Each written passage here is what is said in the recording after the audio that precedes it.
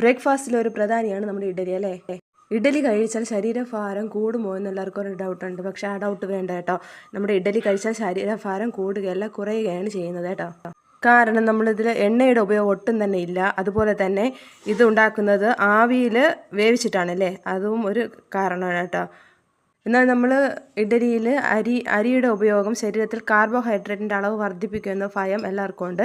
പക്ഷേ പേടിക്കേണ്ട കാര്യമില്ല കേട്ടോ. നമ്മുടെ അരിയോടൊപ്പം നമ്മൾ അരയ്ക്കുന്ന ഉഴുന്ന് ഇതിനൊരു പരിഹാരമായിട്ട് കണക്കാക്കാം. ഇഡലിയിലുള്ള ഫൈബർ, പ്രോട്ടീൻ എന്നിവ ദഹനപ്രക്രിയ എളുപ്പമാക്കാനും ഭാരം കുറയ്ക്കാനും സഹായിക്കും കേട്ടോ. ഇഡലി മാവിനോടൊപ്പം ഓട്സ് ചേർത്ത് അരച്ചെടുക്കുന്നതും ആരോഗ്യത്തിന് നല്ലതാണ് കേട്ടോ. പ്രഭാത ഭക്ഷണങ്ങളിൽ ഇഡലിയോളം എളുപ്പം ദഹനം സാധ്യമാക്കുന്ന ഭക്ഷണം വേറെയില്ല. അതിന് കാരണം മറ്റൊന്നുമല്ല കേട്ടോ, നമ്മൾ മാവ് പുളിപ്പിച്ചല്ലേ എടുക്കുന്നത്, അതാണ് കാരണം കേട്ടോ.